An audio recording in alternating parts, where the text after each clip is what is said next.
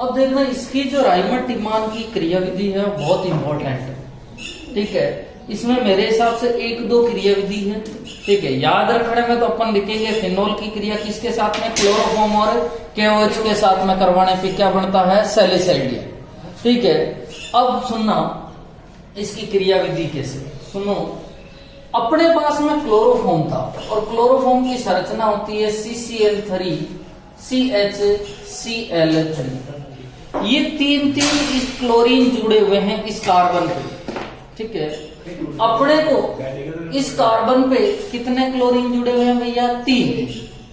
कितने क्लोरीन जुड़े हुए हैं, 3। ये जो क्लोरीन है इनका प्रभाव लगता है -I, अर्थात ये इलेक्ट्रॉन खींचते हैं। ये कार्बन से क्लोरीन जो है इलेक्ट्रॉन खींचेंगे तो कार्बन पर इलेक्ट्रॉन घनत्व क्या हो जाएगा, कम, और कार्बन पे इलेक्ट्रॉन घनत्व कम हो जाएगा तो इलेक्ट्रॉन घनत्व की पूर्ति किससे करेगा, हाइड्रोजन से, और हाइड्रोजन को भगा देगा, ठीक है। अर्थात हाइड्रोजन के दोनों इलेक्ट्रॉन अपनी ओर खींच लेगा, ठीक है।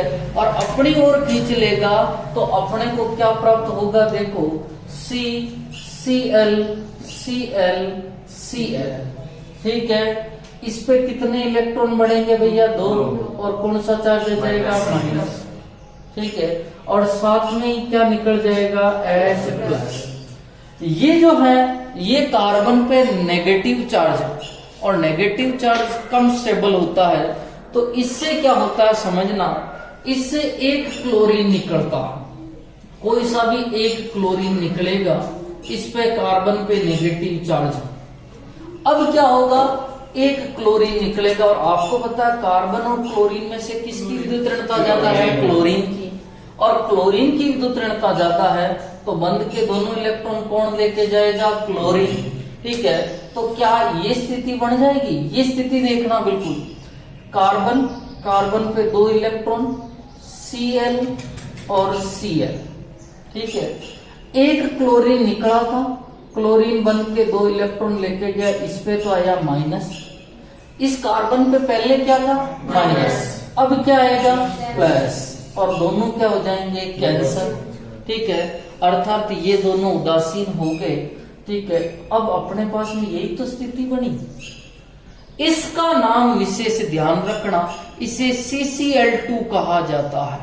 अर्थात ये जो CCl2 है इसको कहा जाता है डाइक्लोरोकार्बिन। क्या कहा जाता है, डाइक्लोरोकार्बिन। आपको पहले पढ़ाया गया है, एक होते हैं इलेक्ट्रॉन सनई और एक होते हैं नाभिक सनई। इलेक्ट्रॉन सनई वो होते हैं जिन पे कौन सा चार्ज होता है, पॉजिटिव, और नाभिक सनई पे कौन सा होता है, नेगेटिव। मुझे एक बात बताइए कि अपन ने कहा था कि सर इलेक्ट्रॉन सनई वो होता है जिसके ऊपर पॉजिटिव चार्ज हो, या जिसका अष्टक न्यून हो, या सर जिसमें डी कक्षक रिक्त हो। 3 बातें कही थी। और नाभिक सनई वो होता है जिस पर क्या हो भैया, नेगेटिव चार्ज, या उसका अष्टक क्या हो, प्रसार या कोण हो। और तीसरी बात कही थी अपन ने कि उसके ऊपर क्या उपस्थित हो भैया, लोन पेयर। मुझे बताइए कि ये डाइक्लोरोकार्बिन इलेक्ट्रॉन सनई है कि नाभिक सनई? नहीं, ये एक इलेक्ट्रॉन सनई है, बिल्कुल उदासीन होते हुए भी इलेक्ट्रॉन सनई है। क्यों, देखना, इस कार्बन पे 2 इलेक्ट्रॉन, ये 2 इलेक्ट्रॉन इस क्लोरीन के और 2 ये, अर्थात 2 बंध के 2 और ये 2, कितने टोटल हो गए, 6। और 6 मतलब अष्टक क्या है, न्यून है, और अष्टक न्यून है अर्थात ये क्या है, इलेक्ट्रॉन सनई। याद रखना, हमेशा अपन इलेक्ट्रॉन सनई देखते हैं तो उसपे पॉजिटिव चार्ज होता है। अपन ने अभी रिएक्शन में पढ़ी थी जिसमें अपन ने कहा नाइट्रीकरण में NO2+ था, सल्फोनीकरण में SO3H+ था, ब्रोमीनीकरण में Br+ होता है, हेलोजनीकरण में X+ या Cl+ था। पर ये एक इलेक्ट्रॉन सनई होते हुए भी उस पर कोई चार्ज नहीं है। दूसरी बात, उस पर लोन पेयर उपस्थित है, और लोन पेयर देखते ही बच्चा कहता है सर ये तो नाभिक सनई होगा, पर ये एक इलेक्ट्रॉन सनई है। क्या है भैया, इलेक्ट्रॉन सनई। मैं लिख रहा हूं इसके नीचे कि सर ये एक इलेक्ट्रॉन सनई है, और इलेक्ट्रॉन सनई इसलिए है क्योंकि इसके पास में कितने इलेक्ट्रॉन है, 6 इलेक्ट्रॉन। अब देखना नेक्स्ट बात करते हैं कि सर अब जो है ये अपने पास में फिनोल है और फिनोल क्या करता है, यहां से H+ निकालता है और H+ निकालता है तो आपको पता है क्या बनता है भैया, फिनोक्साइड। क्या बनता है, फिनोक्साइड। और बंध के दोनों इलेक्ट्रॉन देखो, ऑक्सीजन पे 4 इलेक्ट्रॉन और 2 ये इधर का मार्क है, ये फिनोक्साइड बनेगा तो दोनों इलेक्ट्रॉन कौन दे देगा, ऑक्सीजन, और ये बन गया अपने पास में फिनोक्साइड बन गया। क्या बन गया भैया, फिनोक्साइड। और कौन सा चार्ज आ गया, नेगेटिव चार्ज। अब देखते हैं कि सर आगे क्या होगा। अब फिनोक्साइड में आपको पता है अनुनाद होता है और ये बंध के दोनों इलेक्ट्रॉन यहाँ आएंगे और ये इलेक्ट्रॉन यहाँ जाएंगे, यही होता है क्योंकि +R प्रभाव दर्शाता है। अब देखो आगे की स्थिति क्या बनती है और आगे की स्थिति बनेगी सर, ठीक है, यहाँ ऑक्सीजन और इसके बीच में डबल बॉन्ड बनेगा। अब इलेक्ट्रॉन कितने रहेंगे भैया, 4 इलेक्ट्रॉन रहेंगे, ठीक है। और यहाँ पर लोन पेयर और लोन पेयर के साथ ही कौन सा चार्ज आ जाएगा, नेगेटिव चार्ज। अब आपका इलेक्ट्रॉन स्नेही आक्रमण करता है इस वाली कंडीशन पे, और इलेक्ट्रॉन स्नेही कौन है भैया, डाइक्लोरोकार्बन। डाइक्लोरोकार्बन ने कहा साहब अपने पास में इलेक्ट्रॉन की कमी है, अपने पास में इलेक्ट्रॉन की क्या है, कमी है। अपने पास में टोटल 6 इलेक्ट्रॉन ही है, ठीक है। हमारा लोन पेयर दिख रहा है पर हमारे पास में 6 इलेक्ट्रॉन ही है और हम जब अष्टक पूरा कर लेंगे तो हम स्थायी हो जाएंगे। इस कार्बन ने कहा अपने पास में देने के लिए लोन पेयर है और अपन एक बंध बना लेते हैं और उस बंध का नाम है उपसहसंयोजक बंध। यहाँ पर उपसहसंयोजक बंध बनता है, समझना कैसे बनेगा, ठीक है। यहाँ पर उपसहसंयोजक बंध बना, ये 2 बंध तो जैसे थे रहेंगे। यहाँ पर CCl2 आया, इसने कहा अपने पास में ये लोन पेयर है, ठीक है। इसने कहा अपने पास में कार्बन के पास में भी लोन पेयर है बेंजीन वाले के, ठीक है। तो इसने यहाँ पर क्या बनाया भैया, उपसहसंयोजक बंध। कौन सा बंध बनाया, उपसहसंयोजक बंध। मुझे बताओ इस वाले पे पहले क्या था भैया, नेगेटिव, ठीक है। और आपको पता है मैंने ये बात सिखाई थी कि जब भी उपसहसंयोजक बंध को सहसंयोजक बंध में कन्वर्ट करना हो तो दाता पे प्लस और ग्राही पे माइनस लगा दो, दाता पे प्लस और ग्राही पे माइनस, ठीक है। अभी अपन ने इस दाता और इसमें दाता कौन है भैया, बेंजीन वाले, और ग्राही कौन है भैया, CCl2 है, ठीक है। मेरे को पता है सर दाता तो ये है, ठीक है। और दाता पर तो मैंने पहले से एक माइनस तो पहले से आ रहा है और अब अपन ने प्लस लगा दिया, ठीक है। और इस ग्राही पे क्या लगा दिया भैया, माइनस। मुझे बताओ ये वाला जो है चार्ज क्या हो जाएगा, कैंसिल, अर्थात ये वाली स्थिति बन गई, समझ में आया। अब नेक्स्ट कंडीशन में क्या होगा समझना, नेक्स्ट कंडीशन में क्या होगा, आपको पता है कि बेंजीन वाले के प्रत्येक कार्बन पर क्या उपस्थित होता है, हाइड्रोजन। यहां पर भी हाइड्रोजन उपस्थित है, यहां पर भी क्या उपस्थित है, हाइड्रोजन। बेंजीन ने कहा कि भाई साहब अपना जो है वो एरोमेटिसिटी खत्म हो गई है, और एरोमेटिसिटी का मतलब यहाँ पर 6 पाई इलेक्ट्रॉन होने चाहिए हक्कल के नियमानुसार, ठीक है। और एक हक्कल के नियमानुसार 4n+2 पाई इलेक्ट्रॉन होने चाहिए, और यहाँ पर टोटल इलेक्ट्रॉन ही है 4, 2 ये। इसमें बेंजीन वाले ने कहा अपनी एरोमेटिसिटी वापस लानी है, और एरोमेटिसिटी वापस लानी है तो क्या करेंगे, देखो अब इस बंध के दोनों इलेक्ट्रॉन ये यहां जाएंगे और ये यहां जाएंगे। अब हाइड्रोजन किसके रूप में निकलेगा बोलो, H+ के रूप में। कौन से रूप में भैया, H+, ठीक है। हाइड्रोजन तो निकला है H+ के रूप में, और अब ये वाली स्थिति आ जाएगी, यहां डबल बॉन्ड बन जाएगा, ठीक है। अब देखो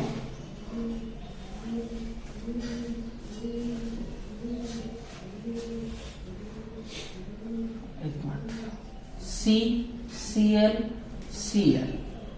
ठीक है। अब देखो यहां पर डबल बॉन्ड बन गया, ठीक है। और यहां पर वापस कौन सा चार्ज आ गया भैया, माइनस, ठीक है। अब ये 6 पाई इलेक्ट्रॉन हो गए। अब इसकी रिएक्शन करवा रहे हैं। अब जो ये H प्लस बना है, ये H प्लस जो निकला है ना, वो H प्लस वापस जाएगा क्योंकि इसके पास में नेगेटिव चार्ज है और लोन पेयर उपस्थित है। तो अब देखो अब क्या कंडीशन आएगी, अब ये कंडीशन आई है ऑक्सीजन पे माइनस,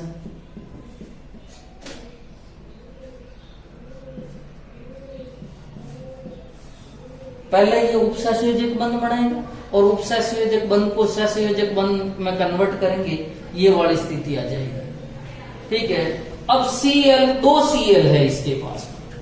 आपको पता है अपन ने 3 KOH लिए थे, कितने KOH लिए थे? 3। ठीक है, 3 में से 1 KOH तो वहां काम आ गया। पहले यह KOH टूटता है K प्लस और OH माइनस, और OH माइनस ने इस H प्लस के साथ में मिलके H2 बना लिया। ठीक है, अब देखो यहां पर जो है KOH, आपको पता है एल्कोहलिक KOH का काम क्या होता है?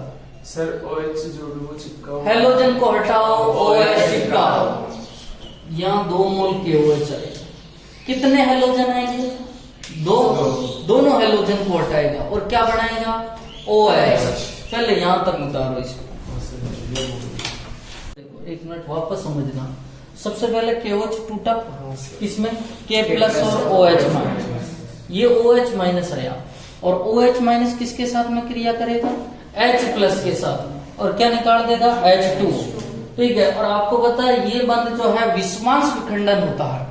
ठीक है, बंध के दोनों इलेक्ट्रॉन कार्बन ले लेता है, तो कार्बन पे माइनस और हाइड्रोजन पे प्लस था, और ये H प्लस मिलके OH माइनस के साथ में H2 बना दिया।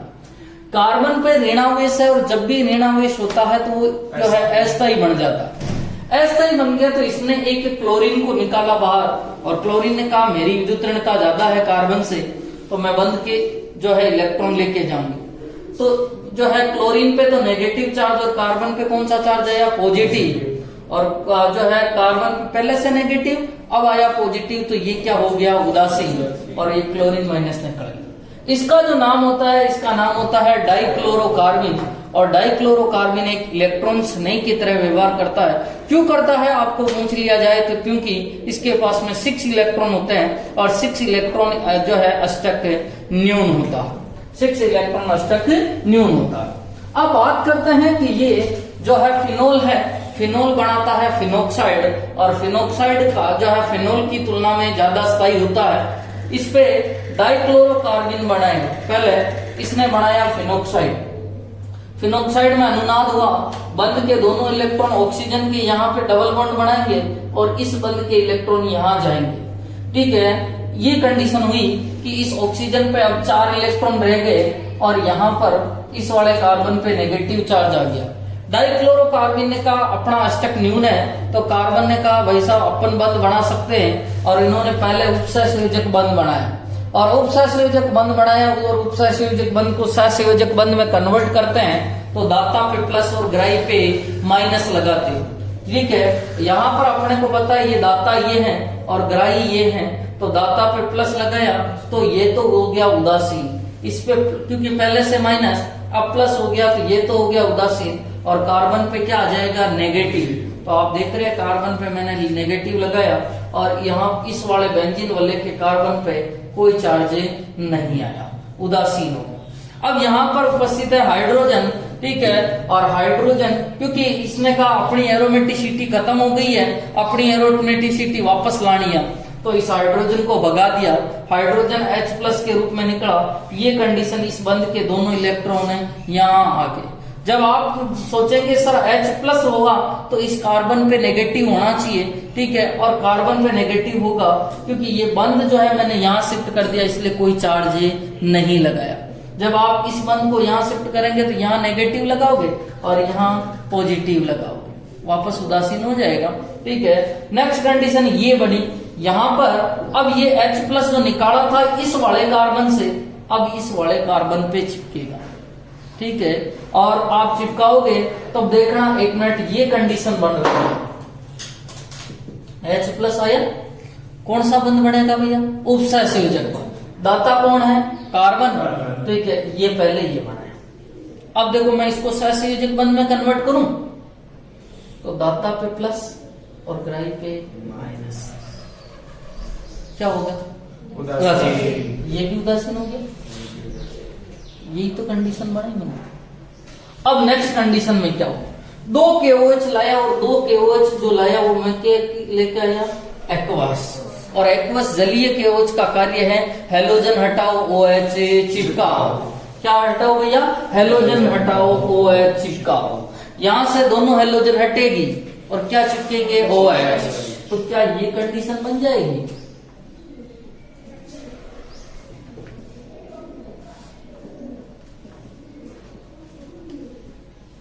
CH, यहां भी OH और यहां भी OH, यही बनेगी।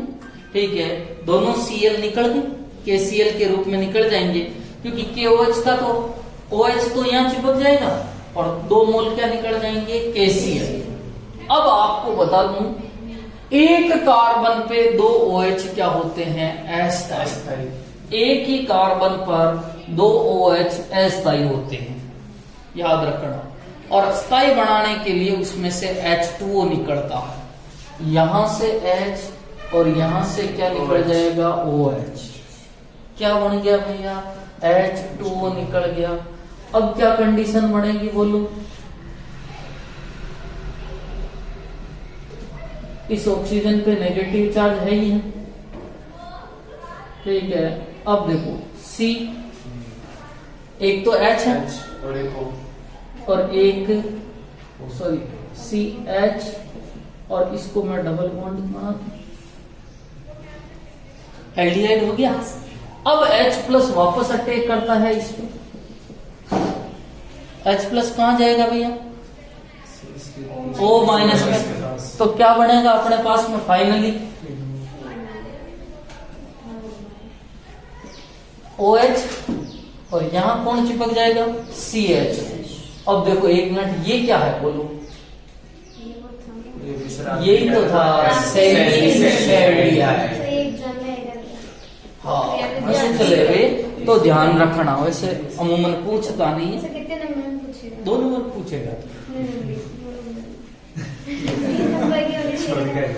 ठीक।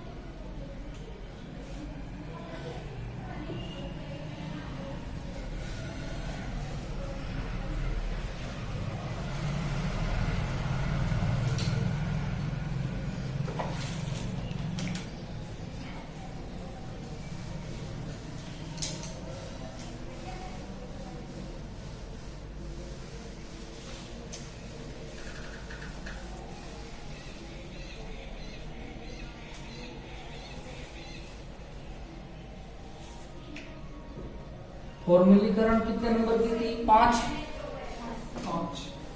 अब है नेक्स्ट हेडिंग लिखना।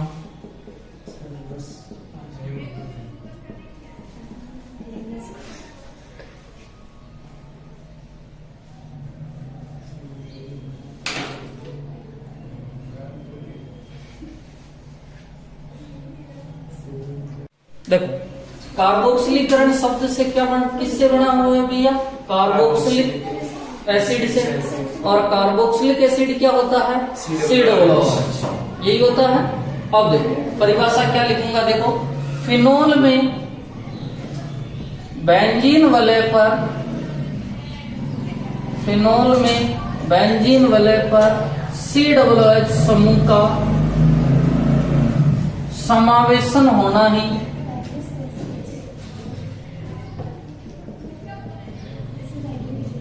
कार्बोक्सिलीकरण कहलाता है। जब भी फॉर्मलीकरण की बात आवे तो CHO समूह ऐड होगा, और कार्बोक्सिलीकरण की बात आवे तो COOH। ठीक है, और इसी का भी पहला जो पार्ट है वो है राइमर टीमान रिएक्शन। ठीक है, हाँ 1 मिनट। फिर फर्क क्या है समझना। ये अपने पास में फिनोल है, वहां पर अपन ने लिया था CHCl3 जिसे क्लोरोफॉर्म कहते हैं। यहां पर अपन ले रहे हैं कार्बन टेट्रा क्लोराइड। ठीक है, अभी बात करते हैं +4KOH।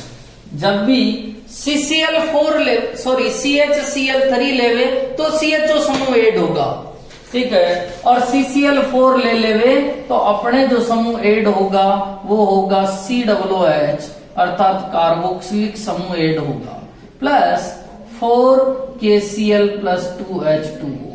इसका नाम बोलेंगे, वहां नाम था सैलिसैल्डिहाइड और यहाँ नाम है सैलिसैलिक अम्ल। क्या नाम होता है? सैलिसैलिक अम्ल। अपने को कैसे पता चलेगा कि ये वाली रिएक्शन है कि ये वाली? अब देखो, जैसे कई बार होता है कि वो जैसे ये अपने पास में फिनोल है, यदि वो रिएक्शन को कह देवे कि CHCl3+KOH के साथ में रिएक्शन करवा रहा है, ठीक है, और वो KOH की मात्रा भी नहीं देवे तो कोई दिक्कत नहीं है, और यदि CCl4+KOH दे देवे तो दोनों के उत्पाद अलग अलग बढ़ेंगे। समझ में आया? जब क्लोरोफॉर्म हो तो सैलिसैल्डिहाइड बनता है। क्या बनता है? सैलिसैल्डिहाइड। और जबकि कार्बन टेट्राक्लोराइड हो तो क्या बनता है? COOH सैलिसैलिक अम्ल। रिएक्शन को पूर्ण कीजिए, तब आ जावे तो अपने को ये विशेष ध्यान रखना है कि जब क्लोरोफॉर्म आवे तो सैलिसैल्डिहाइड बना देना और कार्बन टेट्राक्लोराइड आवे तो सैलिसैलिक अम्ल बना देना। लिखो जल्दी से। इसकी क्रिया, एक ही तो क्रियाविधि पढ़नी है। ये मेरे पास में फिनोल है और आपको पता है फिनोल अम्ल होता है, और फिनोल की क्रिया NaOH से करवाने पर, फिनोल की क्रिया किससे करवा रहा हूं? क्षार से। तो 10 जो है आपके लवण बनता है और लवण का नाम होता है सोडियम फिनोक्साइड। क्या बनता है? Sodium phenoxide. ठीक है, ये बनता है आपके सामने, सोडियम फिनोक्साइड बनता है। नेक्स्ट बात की जाती है कि सर सोडियम फिनोक्साइड की रिएक्शन CO2 के साथ HTP पे करवाने पर, sodium phenoxide high temperature pressure, ठीक है, सोडियम फिनोक्साइड की रिएक्शन CO2 के साथ हाई टेम्परेचर प्रेशर पे करवाने पर सोडियम सैलिसैलेट बनता है। अब देखो कैसे बनेगा, समझना। आपको पता है कि यहाँ पर एक हाइड्रोजन स्थित होता है, ये हाइड्रोजन तो जाएगा ऑक्सीजन के पास और सोडियम आ जाएगा नीचे, यहाँ पर आएगा, हाइड्रोजन वाला स्थान लेगा, तो एक जो है यौगिक बढ़ेगा। अब देखो, पहले हाइड्रोजन को मैं ऊपर भेज देता हूं तो OH बन जाएगा, ठीक है।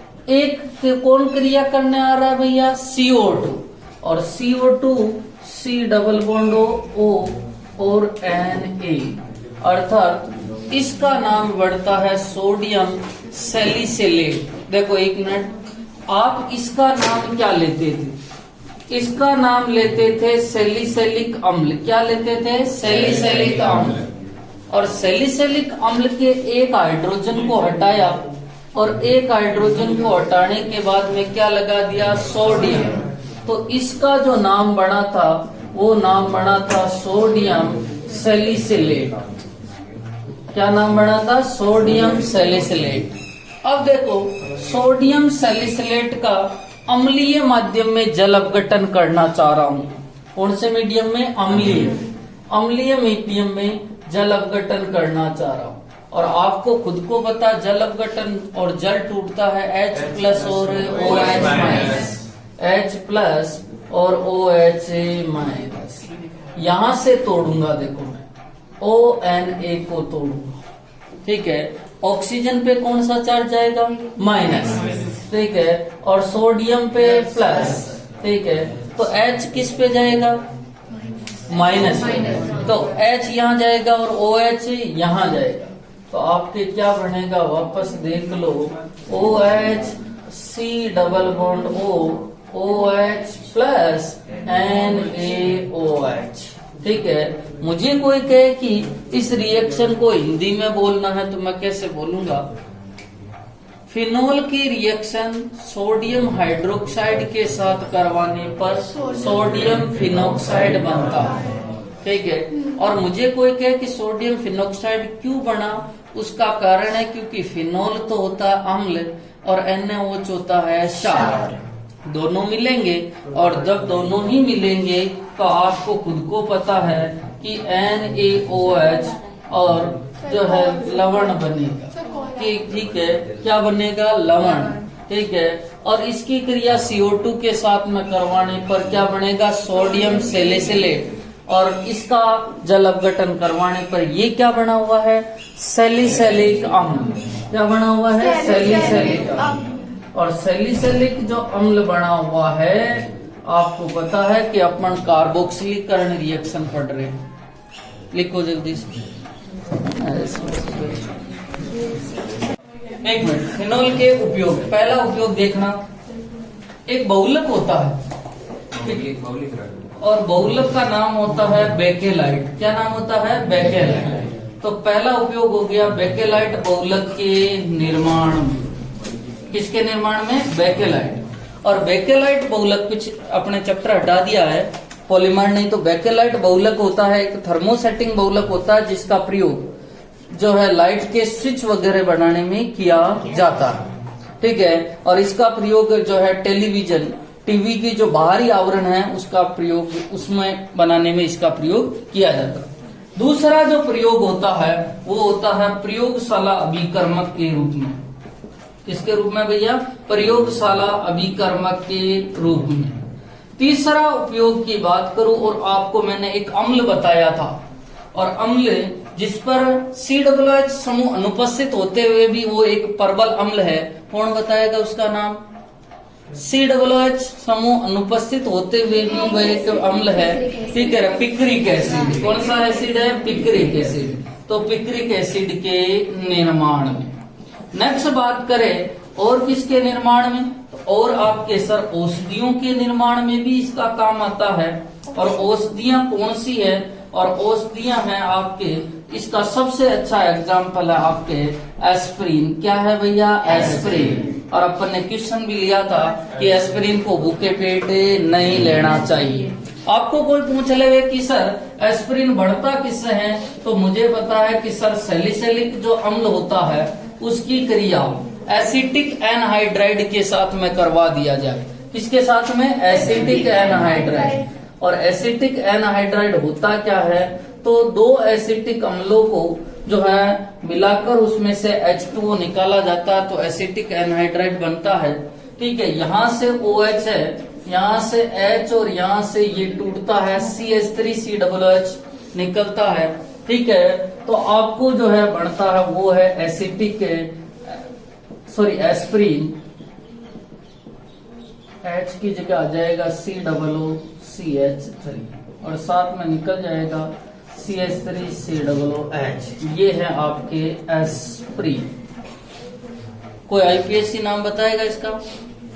एसिटिल सैलिसिलिक अम्ल। क्या नाम होता है? एसिटिल सैलिसिलिक अम्ल।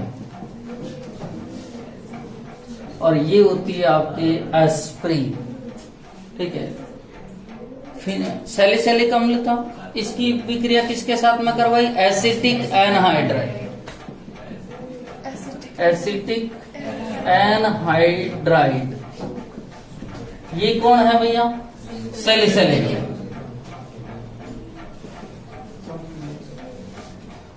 तो ये आपको क्या प्राप्त होगी? एस्प्रिन। लिखो जल्दी से।